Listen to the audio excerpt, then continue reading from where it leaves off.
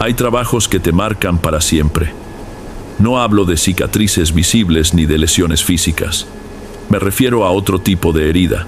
Una sombra que se instala en tu interior, un rincón de la memoria al que aprendes a no regresar jamás. Para mí, esa sombra tiene la forma de un antiguo sanatorio abandonado, un sitio que ya no existe más. Buenas noches, Derek. Mi nombre es Mauricio. Fui agente de seguridad privada durante casi 30 años y hace aproximadamente 10 años, cuando me acercaba al retiro, la situación económica estaba difícil. Quienes trabajamos en este rubro lo sabemos bien. Siempre surge algún trabajo extra aquí y allá para completar los ingresos. Así fue como apareció la oportunidad de custodiar ese maldito sanatorio. Un conocido me comentó que una empresa inmobiliaria había adquirido la propiedad, pero que la demolición se retrasaría por trámites de permisos municipales. Necesitaban personal para cuidar el inmueble durante las noches, prevenir ocupaciones ilegales o saqueos de lo poco que quedaba. El sitio estaba ubicado en una de esas orillas de la ciudad, donde el pavimento se deteriora y la maleza invade los lotes baldíos. Era una edificación enorme, de unos 4 pisos, completamente rodeada por un muro alto coronado con vidrios rotos, horrible, con esa arquitectura de los años 70, quizá de los 80.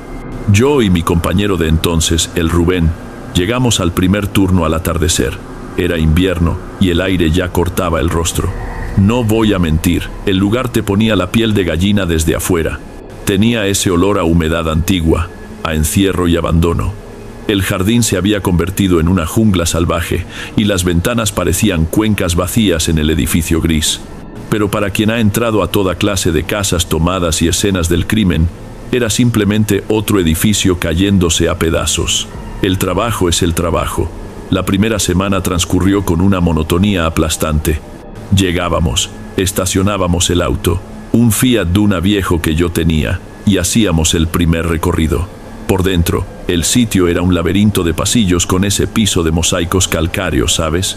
Habitaciones vacías, algunas con una camilla volteada, otras repletas de documentos y expedientes médicos desparramados en el suelo. Después del recorrido, nos instalábamos en la antigua sala de recepción, tomábamos café del termo y escuchábamos una radio portátil a pilas. El silencio apenas se rompía con el ruido de algún roedor en el cielo raso o con el viento golpeando alguna ventana mal asegurada. Fue una noche de miércoles, creo, cuando las cosas cambiaron. Estábamos tranquilos y de repente escuchamos un estruendo proveniente del piso superior, un sonido de algo macizo, siendo arrastrado lentamente durante unos 2 o 3 metros. Rubén me miró inmediatamente con los ojos abiertos como platos. «¿Oíste eso, Mauricio?», susurró como si temiera que alguien pudiera escucharlo. «Sí, lo escuché», respondí ya tomando la linterna y poniéndome de pie. «Quédate aquí, debe ser algún animal grande, tal vez una zarigüeya». Subí las escaleras despacio, con la mano en la funda del arma, por puro instinto. La luz de la linterna barrió el pasillo de arriba. Polvo, basura, una silla de ruedas caída en la esquina, nada más. Revisé todas las habitaciones, todo inmóvil, exactamente como lo habíamos visto en la ronda inicial. Regresé y le dije a Rubén que no había nada. Él no pareció convencido. Unas 2 noches más tarde, ocurrió lo que realmente comenzó a destrozarnos los nervios. Pasaba de la 1:30 de la madrugada. Un sonido extraño cortó el silencio, un sonido amortiguado, insistente. Me tomó unos segundos comprender qué era. Era un teléfono sonando, otra vez, los dos paralizados, mirándonos fijamente. Ese sonido no tenía ninguna lógica. La electricidad del sanatorio estaba cortada hacía años. No había generador ni línea operativa. «No puede ser», dijo Rubén, con la voz apenas temblando. Esta vez yo no tenía explicación. El timbre continuaba proviniendo de algún sitio en las profundidades del edificio. Tomé la linterna nuevamente e hice una seña para que me siguiera. Caminamos por los pasillos, guiados por el sonido que rebotaba en las paredes. Encontramos el origen en una antigua sala de enfermería. Allí en la pared, un teléfono de disco de plástico amarillento por el paso del tiempo. El cable estaba cortado, colgando en el aire a varios centímetros del aparato. Y mientras mirábamos aquello sin poder creerlo, el timbre cesó. Rubén no pronunció una palabra más esa noche. Se quedó encogido en la silla, sobresaltándose con cada ruido del viento. Al día siguiente, cerca de la hora de ir al turno, me llamó por teléfono. La voz sonaba débil. Mauricio, escúchame, yo no voy más. Hizo una pausa esperando mi reacción. Yo simplemente me quedé callado. Voy a llamar al tipo ese, le diré que mi hermana empeoró, que necesito viajar, continuó apresuradamente. No puedo más, ¿entendés? Ese lugar no está bien. Yo comprendí. No lo juzgué, solamente le deseé suerte y colgué. Esa noche, por primera vez, entré solo por aquel portón de hierro oxidado. La soledad allí adentro era diferente. El silencio parecía más denso, y el edificio, que ya era gigantesco, pareció triplicar su tamaño. Cada sombra era más larga, cada pasillo más tenebroso. Las cosas empeoraron, por supuesto. Sin la distracción de la conversación o de la radio encendida en volumen bajo, comencé a percibir otros sonidos, murmullos. No era una voz nítida. Se asemejaba más al sonido de un televisor encendido en un volumen muy bajo, en una habitación lejana. Yo buscaba, recorría el edificio completo, y el sonido parecía siempre provenir del siguiente pasillo, pero nunca estaba allí. Peor que los murmullos eran los pasos. Eran claros, pasos de zapatos con suela de cuero en el piso de mosaico. Comenzaban en un extremo del pasillo del tercer piso, avanzaban hasta la escalera y se detenían. Las primeras veces yo sacaba el arma y revisaba con el corazón latiendo más rápido. Nunca había nadie. El lugar estaba exactamente como lo había dejado. Después de una semana solo, la sensación más intensa no era el miedo, sino la certeza de estar siendo constantemente vigilado. Me quedaba sentado en la recepción, intentando leer un libro, y sentía una opresión en el aire, la certeza de que si levantaba la cabeza lo suficientemente rápido, vería a alguien parado en la entrada del pasillo principal, observándome fijamente. Nunca veía a nadie, pero la sensación no desaparecía. Fue entonces que comprendí que aquello no era aleatorio. No era el edificio crujiendo ni el viento. Parecía que había una intención detrás de los sonidos, de los pasos, de aquella sensación de estar siendo observado. Yo ya no estaba vigilando un edificio vacío para que nadie entrara. Había algo allí dentro conmigo y no me quería presente. Mi paciencia, o quizá mi valentía, se agotó una noche de jueves. Los ruidos cambiaron. Además de los pasos y susurros en los pisos superiores, comencé a escuchar otra cosa proveniente de abajo. Un sonido metálico que resonaba, que cesaba y volvía, como si alguien estuviera golpeando una tubería suavemente contra un lavabo de acero inoxidable allá en el fondo del edificio, en el sótano. Hasta entonces, solo había echado un vistazo superficial a la puerta que conducía hacia allí. Era una puerta de metal pesada en la parte trasera del primer piso que permanecía cerrada con un candado herrumbrado. El sujeto que me contrató dijo que allá abajo solo había escombros y el sistema de calderas antiguas, que no debía preocuparme por esa área. Pero aquel sonido era demasiado regular para ser el viento. Basta. Decidí que iba a inspeccionar ese lugar de arriba a abajo, cada centímetro. Si era para custodiar, yo iba a saber exactamente qué estaba custodiando. Regresé a mi auto y saqué una linterna más grande, más potente, y una pinza de presión grande que siempre dejaba en la caja de herramientas. El candado era viejo y se dio con un chasquido que resonó por el corredor. Cuando abrí la puerta, una bocanada de aire frío y viciado subió. Tenía un olor diferente al del resto del edificio. No era solo moho, era un olor químico de desinfectante antiguo, mezclado con algo dulzón y aroma a sangre. Descendí la escalera de cemento lentamente. El sótano no era simplemente un salón, era otro laberinto de cuartos pequeños y pasillos estrechos. La luz de la linterna reveló un escenario que no tenía sentido para un sanatorio de reposo. Había piletas enormes de acero inoxidable, del tipo que se ve en cocinas industriales o morgues. En varias salas, camillas metálicas estaban volcadas, algunas con las ruedas hacia arriba, y en el piso manchas oscuras, diseminadas, que el polvo no conseguía ocultar completamente. Fue cuando me acerqué más a una de las piletas que mi estómago realmente se revolvió. El desagüe estaba obstruido. Apunté la luz hacia adentro y lo que vi fue una maraña gruesa y oscura de cabellos humanos. Cabello largo, atrapado en una masa de suciedad y grasa solidificada. Tuve que voltearme. Respiré profundo para no vomitar el café de la noche. En otra sala, la situación era aún más evidente. Había una silla parecida a las de dentista, pero con correas de cuero gruesas y oscurecidas sujetas en los brazos y en los apoyos para los pies. Al lado, en una bandeja de metal en el suelo, un montón de instrumentos quirúrgicos oxidados, bisturís, pinzas, separadores. Aquello no era para tratar a ancianos. Mi cabeza de guardia de seguridad comenzó a conectar los puntos, pero la imagen que se formaba era demasiado repugnante. Continué caminando, sintiéndome un intruso en la escena de un crimen antiguo. No tomé fotografías de nada. Mi celular era básico y la señal allí desaparecía. En una pequeña despensa encontré cajas de cartón pudriéndose. Dentro de una de ellas varios frascos de vidrio con etiquetas amarillentas e ilegibles. Y dentro de los frascos, flotando en un líquido turbio, fragmentos de lo que parecía ser piel u órganos, cosas que simplemente no deberíamos ver. Lo peor de todo vino en el último compartimento, el más húmedo y oscuro de todos. En un rincón mezclado con escombros y tierra que entraba por una grieta en la pared, la luz de la linterna golpeó algo blanquecino. Me acerqué. Con la punta de la bota, aparté un poco de la basura.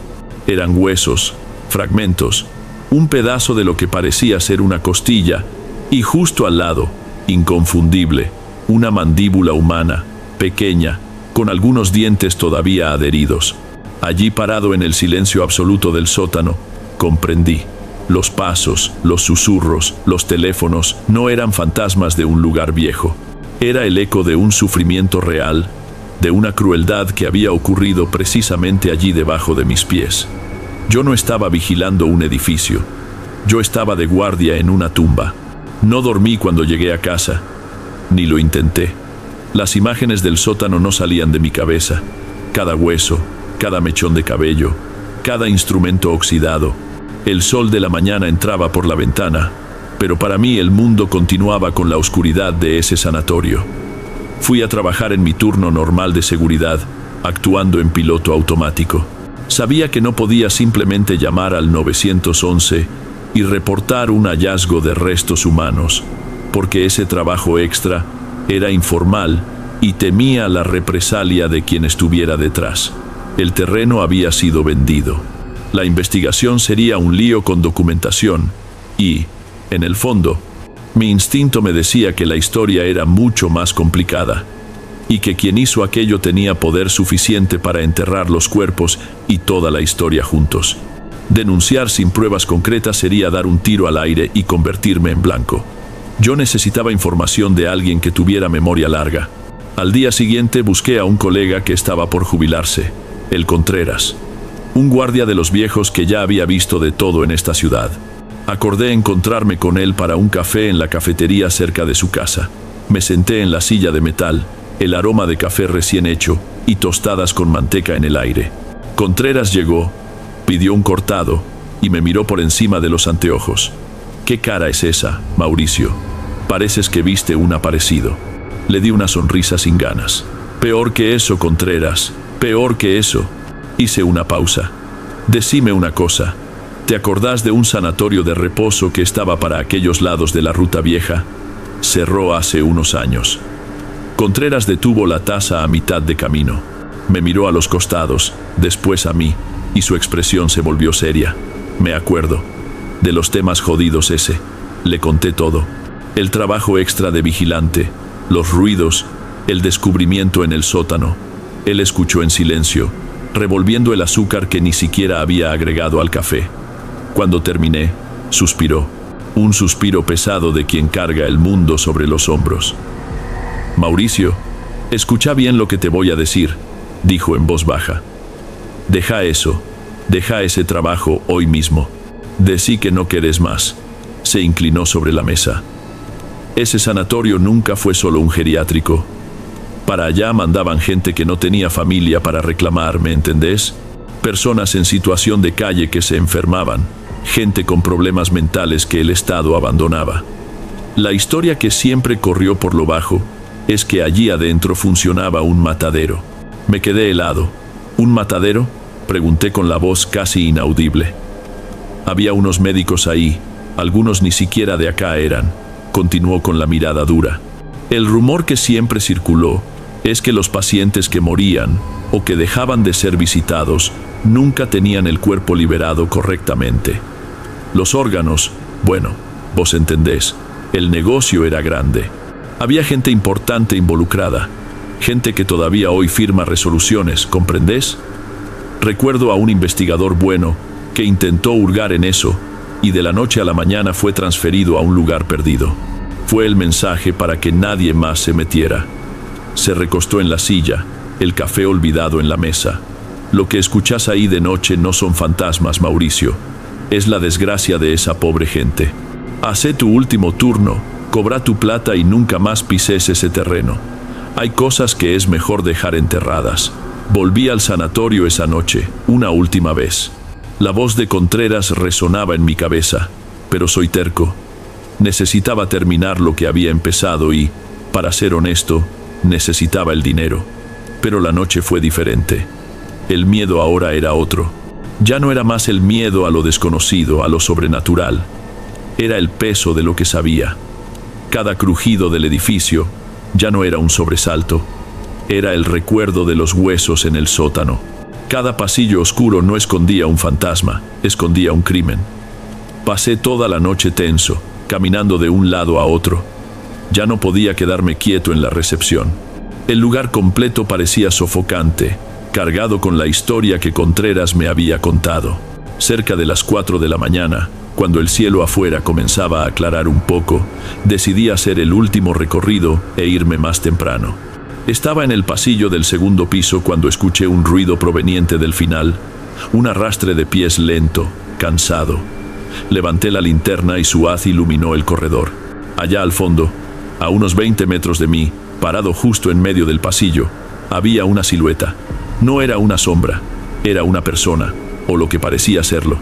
Era una figura delgada, encorvada hacia adelante, como alguien con dolor.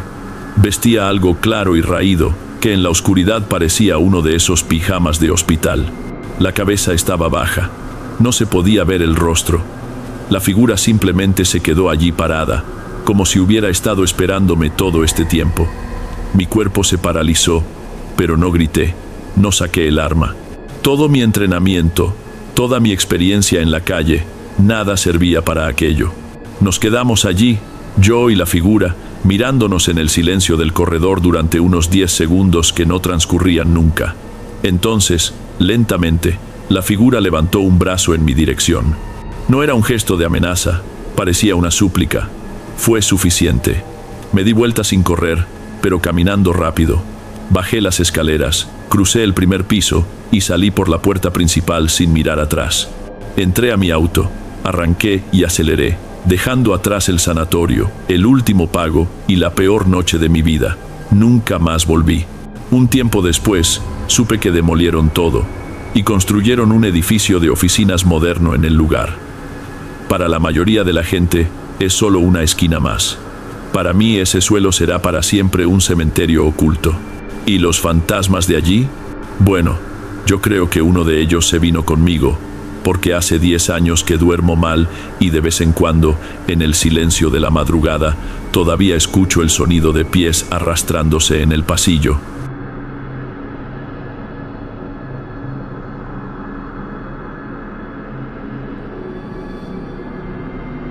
Antes de que pasemos al próximo relato, verifica si ya estás suscrito aquí en el canal y si ya activaste la campanita de notificaciones para recibir las próximas historias. Aprecio tu compañía y tu apoyo hace toda la diferencia. Bien, continuemos.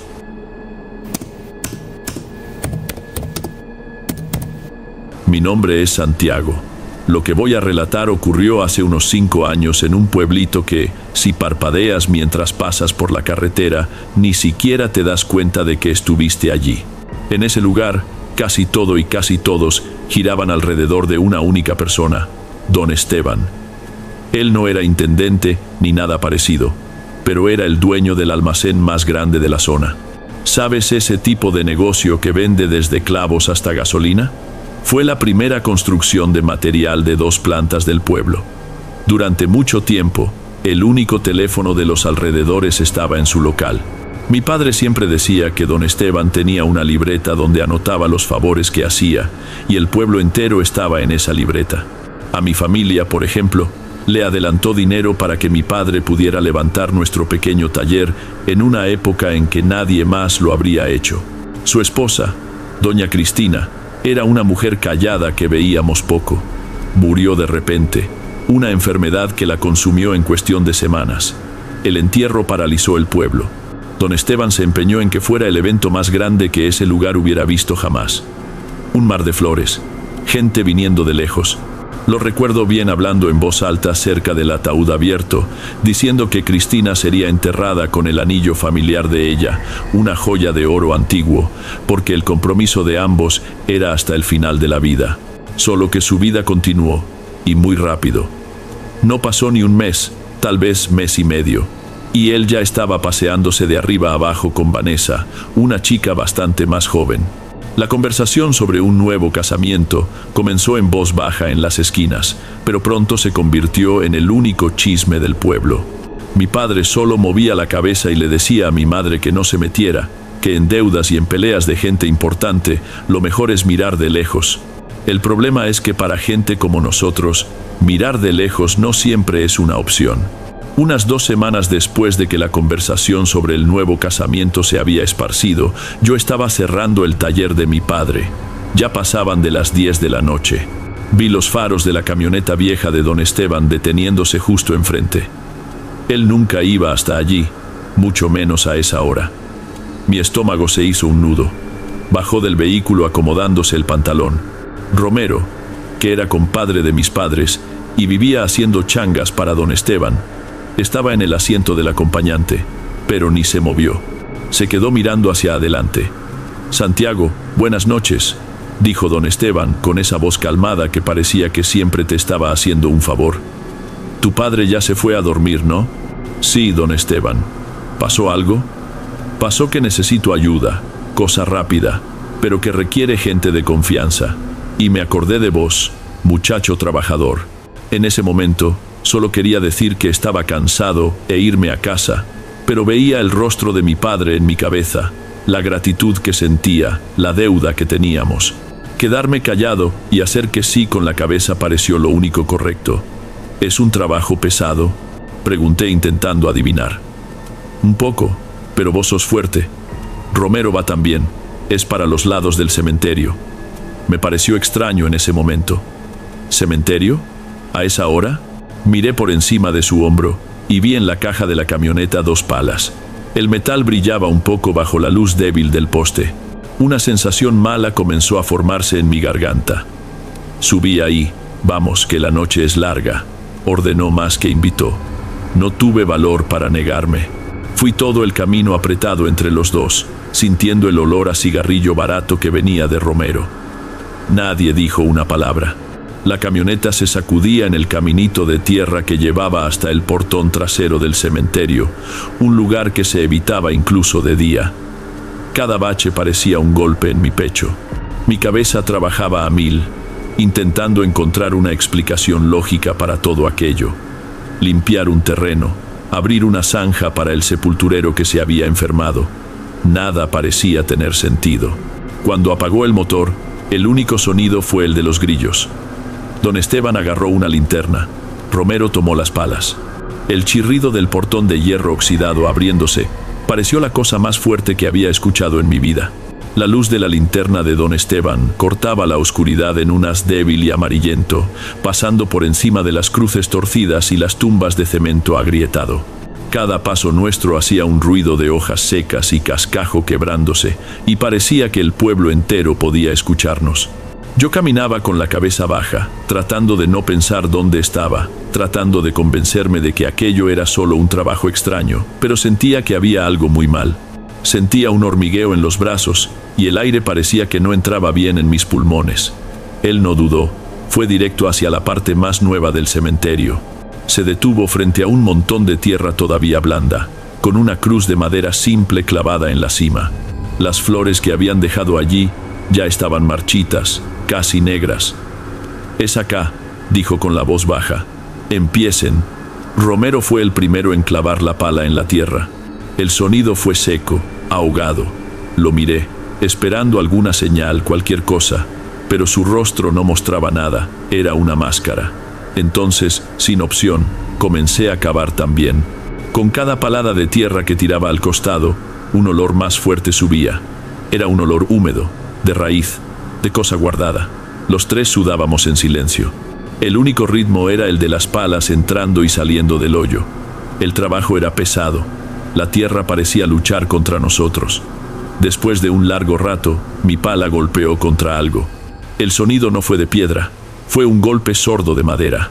Los tres nos detuvimos al mismo instante. Miré a don Esteban. Su expresión era dura, los ojos fijos en el fondo de la fosa. «Saquen la tierra de encima con cuidado y abran». Usamos las puntas de las palas y las manos para limpiar la tapa del cajón. Era un modelo sencillo. Forzar la tapa fue la peor parte. La madera estaba húmeda y soltó un ruido de algo partiéndose, de clavos soltándose con un chirrido de metal. Cuando finalmente conseguimos desplazarla, el olor que salió de adentro casi me tira al suelo. Vino un tufo podrido y dulzón que se pegó al paladar. Me hizo arcadas. Tuve que voltear la cara. Respiré profundo por la boca, pero no servía. Don Esteban apuntó la linterna hacia adentro.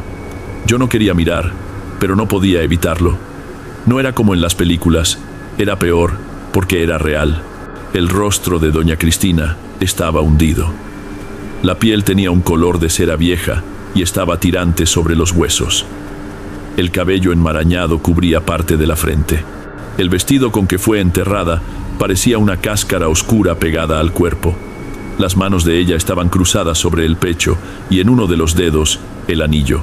La joya parecía intacta, limpia, casi brillando en la podredumbre. Don Esteban se inclinó, metió la mano en el cajón sin la menor vacilación y trató de sacar el anillo. No salió. Los dedos de ella estaban rígidos, hinchados, y la mano derecha cubría a la izquierda con fuerza, como si ella estuviera protegiéndose. Él forzó, tiró, pero los dedos no cedían.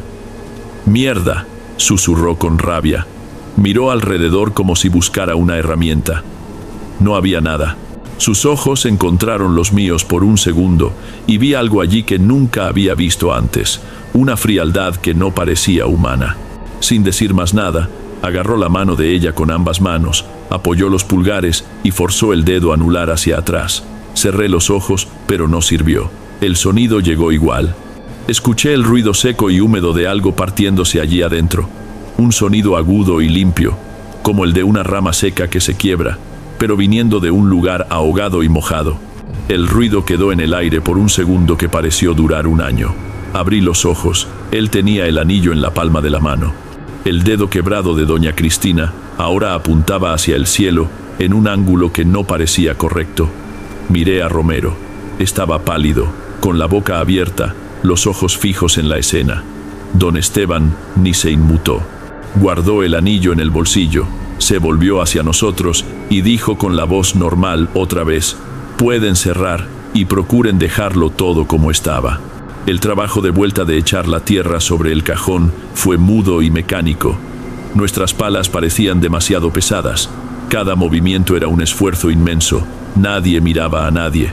Cuando terminamos, la tumba parecía casi igual, pero yo sabía lo que estaba allí abajo. Sabía lo que habíamos hecho. El viaje de regreso al pueblo fue aún más silencioso. Cuando don Esteban se detuvo frente al taller, sacó un fajo de billetes del bolsillo y se lo extendió a Romero, que lo tomó sin decir una palabra.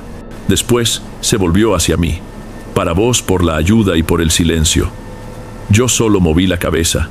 «No quiero, don Esteban, no quiero nada». Me dio una mirada prolongada, una mirada que me medía, y después solo encogió los hombros y guardó el dinero. Bajé de la camioneta y cerré la puerta.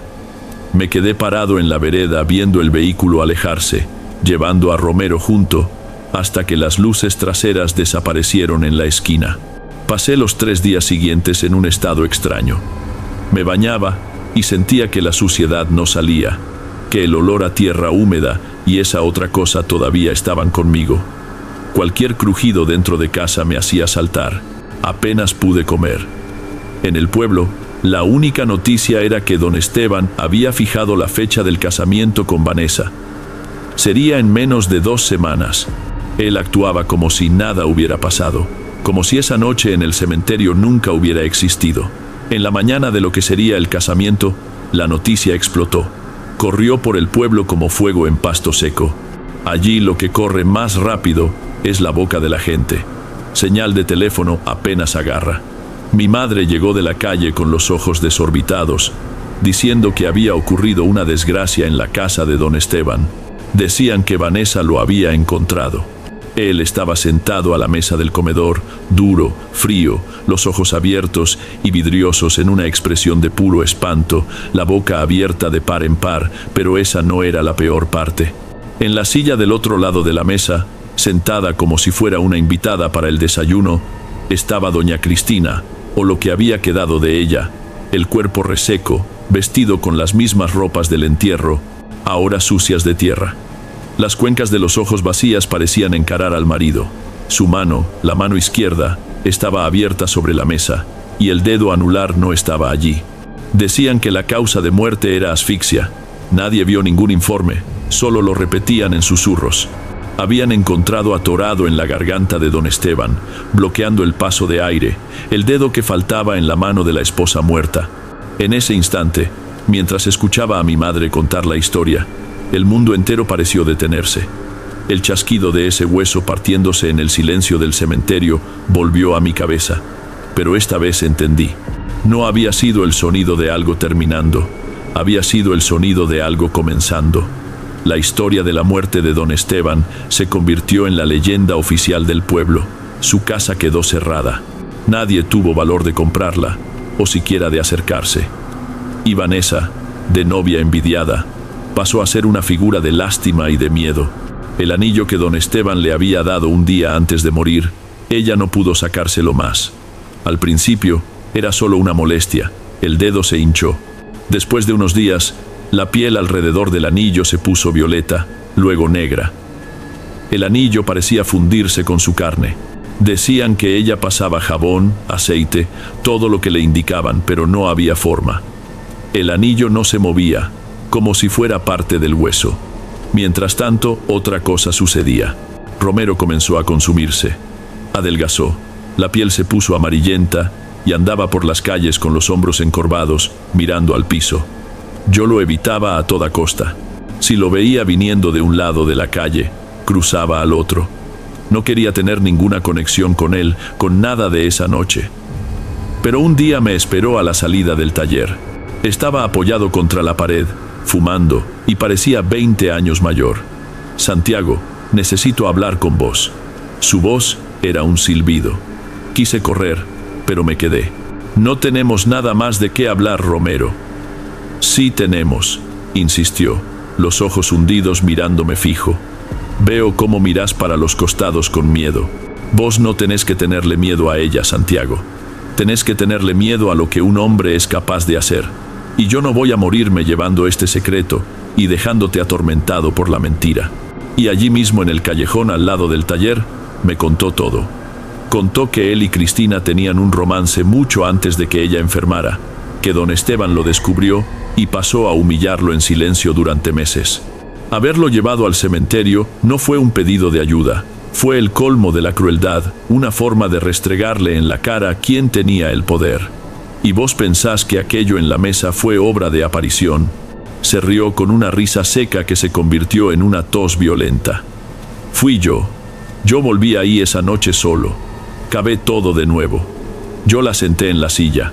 Yo quería que el pueblo entero viera el monstruo que él era, que la deshonra cayera sobre su nombre. Me quedé sin palabras. Entonces todo era una farsa, pero ¿y el dedo? ¿Cómo murió? Romero miró hacia los lados, la paranoia brillando en sus ojos.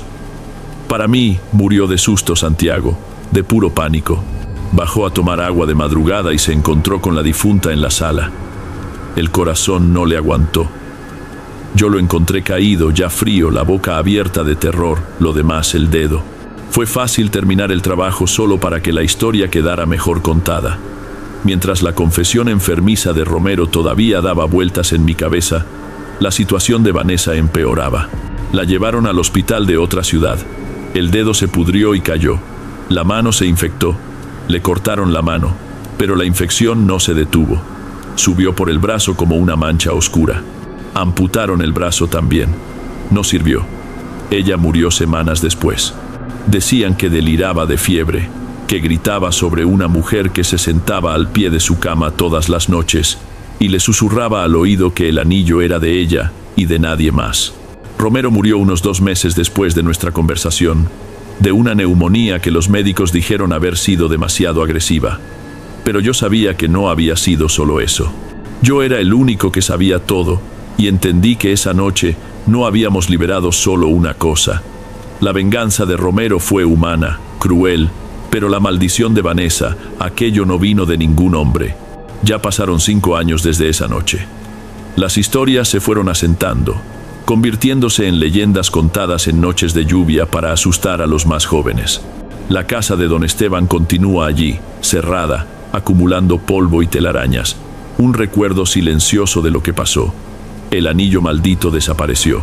Después de que el cuerpo de Vanessa fue liberado, nadie supo más de la joya.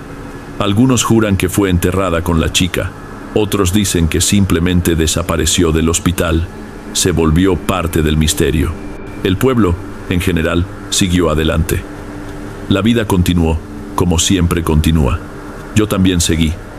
Trabajo en el taller con mi padre, tengo una rutina. Soy solo una cara más entre tantas.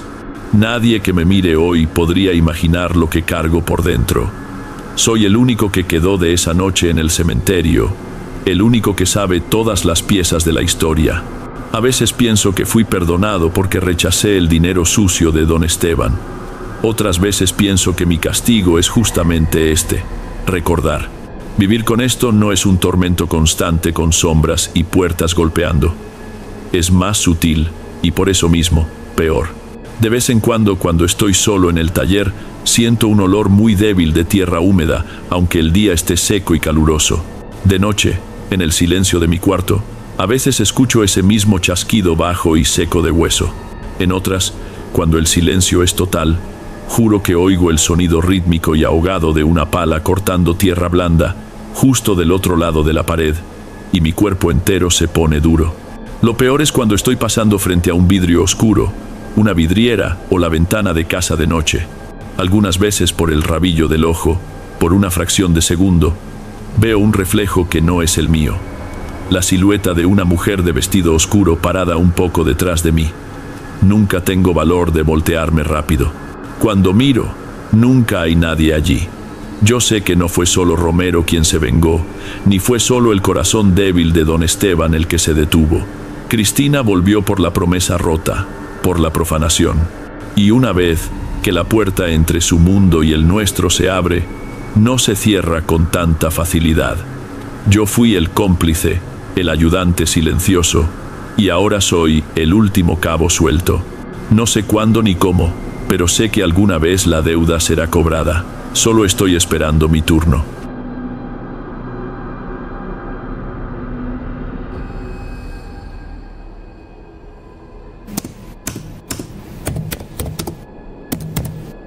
Hay calles que uno evita toda la vida sin saber bien por qué.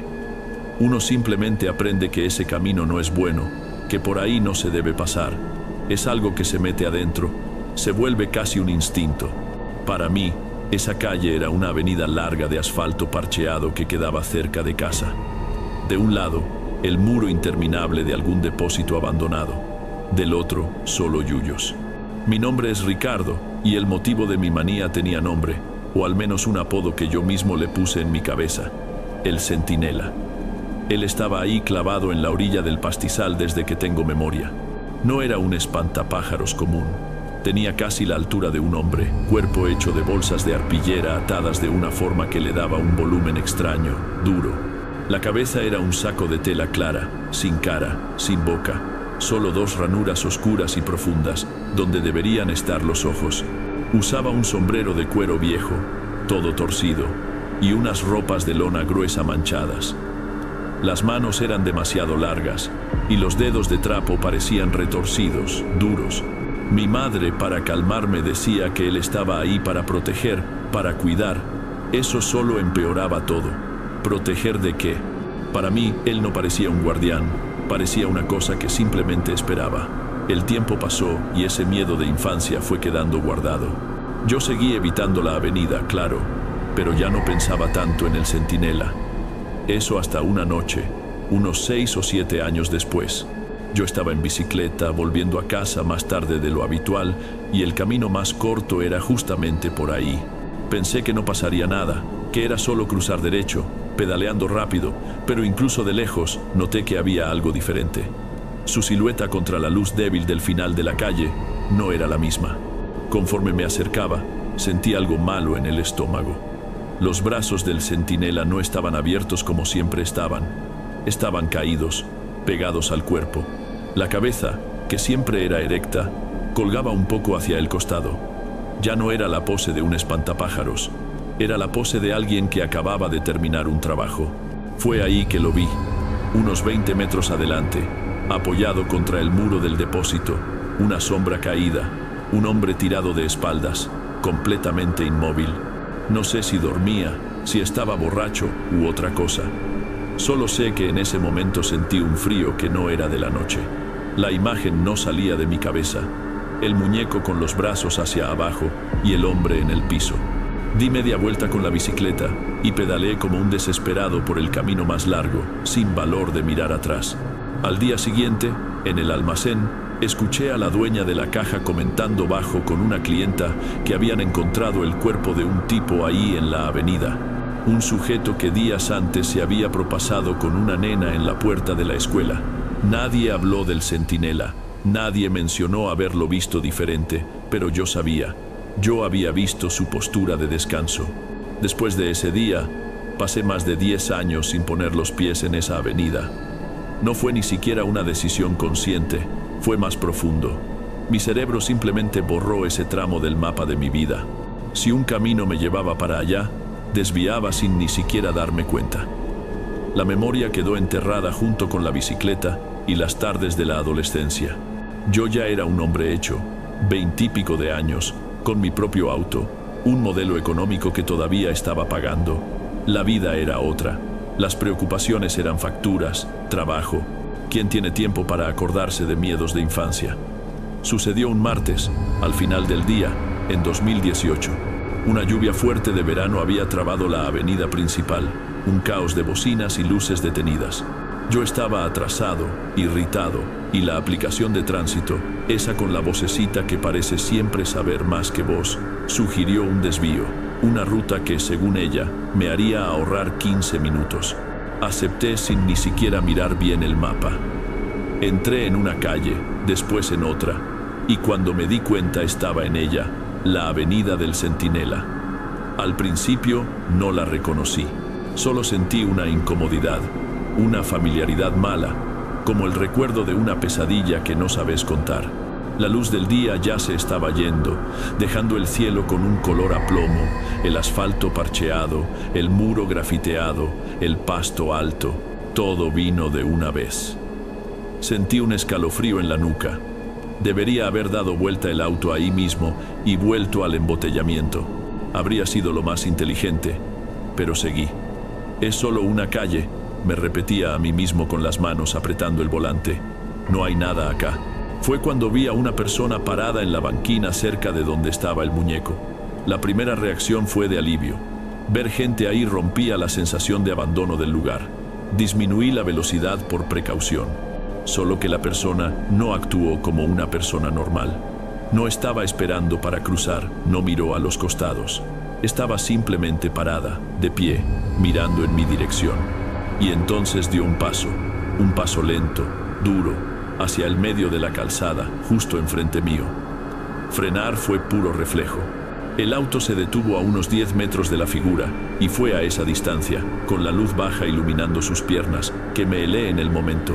Las ropas de lona gruesa, la forma dura de estar parado, el sombrero de cuero gastado.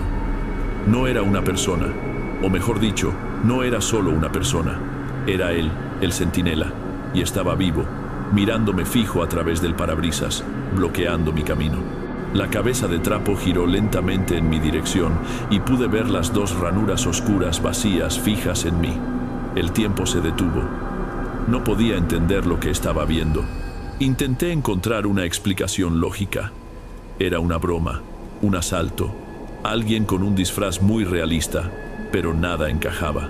Esa cosa ahí enfrente mío era exactamente la misma figura que atormentó mi infancia, y se movía. Dio otro paso en mi dirección. El movimiento era duro, arrastrado, como si los miembros de arpillera estuvieran forzándose a doblarse. Cada paso era lento, pero cada paso disminuía la distancia entre nosotros. La desesperación pegó fuerte. Mis manos temblaban tanto que apenas podía sostener el volante. Puse marcha atrás, pero mi pie hundió el acelerador por error y el motor rugió, haciendo que los neumáticos chirriaran en el asfalto mojado sin salir del lugar. Él estaba cada vez más cerca. No iba a dar tiempo de maniobrar. En segundos estaría en mi ventanilla y no tenía idea de qué pasaría después. En una reacción de puro miedo, puse primera, solté el embrague y hundí el pie. La única salida era hacia adelante, a través de él. El auto se disparó. La figura del centinela creció en el parabrisas y por un instante vi las ranuras oscuras mirándome fijo, sin expresión, sin vida, pero llenas de una intención que no sé describir. El impacto fue un golpe sordo, pesado, un sonido de algo denso y macizo golpeando contra el metal. El auto tembló entero. Enseguida, escuché un chasquido muy fuerte viniendo de abajo, cuando las ruedas pasaron por encima de algo que se partió de forma seca. Me quedó un miedo idiota de que el cuerpo quedara enganchado en el eje y me arrastrara con él. No miré por el espejo retrovisor, no disminuí la velocidad, solo continué doblando en cualquier calle que apareciera, sin rumbo, con el corazón queriendo salirse por la boca. Solo paré cuando llegué enfrente de mi casa, con el cuerpo entero temblando, incapaz de apagar el motor. Pensar en llamar a la policía significaba explicar y, peor, tener que volver ahí. Solo quería salir vivo de esa calle. Lo había hecho, había pasado por encima de él. El resto de esa noche la pasé despierto. Cada ruido del edificio era una señal de alerta. El crujido del piso del vecino de arriba, el motor de una heladera encendiéndose en la calle. Todo parecía un paso arrastrándose por mi pasillo.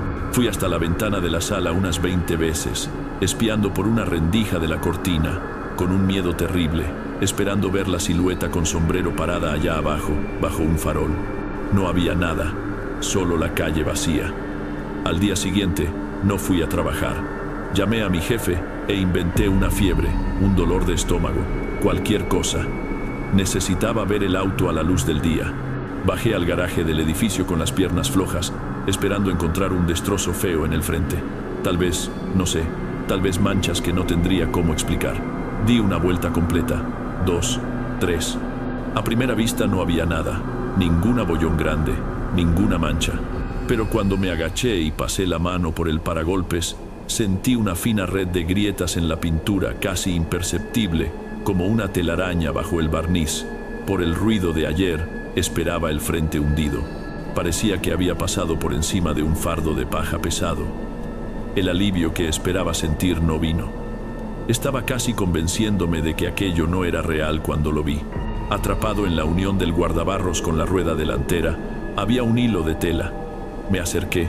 El alivio se fue en el mismo momento. Era un pedazo de arpillera gruesa color tierra, con las fibras deshilachadas. Tenía el mismo aspecto sucio y viejo de la ropa del centinela. Con la punta de los dedos lo saqué. El olor que subió de ahí casi me hizo vomitar. Un olor a paja mohosa, a tierra que nunca ve el sol. Era real. Aquello era la prueba. Arrugué el pedazo de tela en la mano y lo tiré en la alcantarilla más cercana, como si eso pudiera borrar lo que pasó. Pero no sirvió. En los días que siguieron, las cosas solo empeoraron. Comenzó con un olor. De la nada, en medio de mi living, sentía ese mismo olor a tierra húmeda.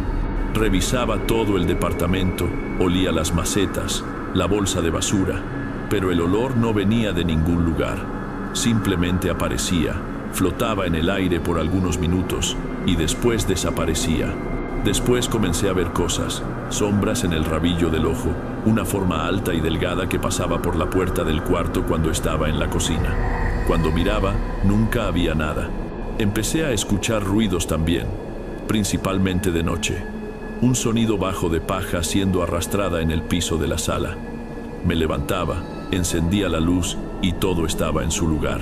Me decía a mí mismo que era el cansancio, el estrés, que mi cabeza me estaba jugando una mala pasada. La certeza de que no estaba loco vino el sábado. Estaba barriendo la casa, tratando de ocuparme, cuando junté una pequeña pila de suciedad cerca de la puerta de entrada. En medio del polvo había algo más. Había pedacitos de tierra oscura y unos 5 o 6 tallos de paja seca y amarillenta. Vivo en el tercer piso de un edificio. No tengo jardín, no trabajo con plantas. No existe explicación para que esa tierra y esa paja hubieran entrado y quedado ahí.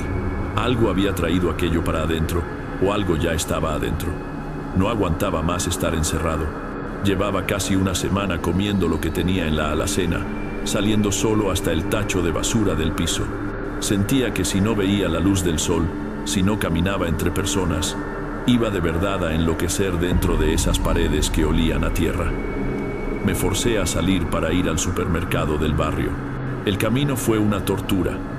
Cada persona alta con sombrero que veía a lo lejos me hacía cruzar la calle. Llegué al mercado sudando, sintiendo las miradas de todo el mundo, aunque nadie estuviera mirándome. Agarré lo que necesitaba y fui a la fila de la caja. Fue ahí que lo escuché. Eran 2 señoras, una adelante mío y otra pasando por el pasillo. Vio Mirta. Sacaron al centinela ahí de la avenida, dijo la que estaba en el pasillo acomodando más bolsas. La señora adelante mío, tal Mirta, soltó una risita baja sin darse vuelta. No sacaron nada, Norma, respondió con esa seguridad de quien conoce los secretos del barrio. Él solo fue a cobrar una deuda. Ahora, el que lo sacó de ahí que se prepare, porque el centinela no deja cuentas sin pagar. Me quedé paralizado. Sentí que me puse pálido en el momento. La conversación de ellas continuó cambiando al precio del tomate, pero mi mente se trabó en esas palabras. Cobrar una deuda, el vuelto siempre viene. No era solo una paranoia mía, era real. Ese guardián tenía reglas y yo había roto la más grande de todas. Pagué mis cosas en piloto automático y volví a casa. El sol afuera ya no me reconfortaba. Las personas en la calle parecían distantes. La única realidad era la voz de esa señora haciendo eco en mi cabeza. Entré a mi departamento, trabé la puerta, las 2 trabas, respiré hondo, tratando de creer que ahí adentro estaba seguro. Fui a mi cuarto exhausto, pensando en tirarme en la cama y desconectar. Y fue entonces que lo vi. Encima de mi almohada había un muñeco pequeño del tamaño de mi mano. El cuerpo estaba hecho con un par de medias mías atadas con hilo de coser. La cabeza era una bolita de tela sin cara, y los brazos hechos de ramitas finas, clavadas en los costados, estaban abiertos en la misma posición crucificada del centinela original. No sé cuánto tiempo me quedé parado ahí mirando. El olor a paja y tierra húmeda estaba más fuerte que nunca. Entendí todo en ese momento. No había destruido al centinela. Solo lo saqué de esa calle. Ahora tenía un nuevo lugar para vigilar, y la cuenta, yo sabía, iba a pasar el resto de mi vida pagando.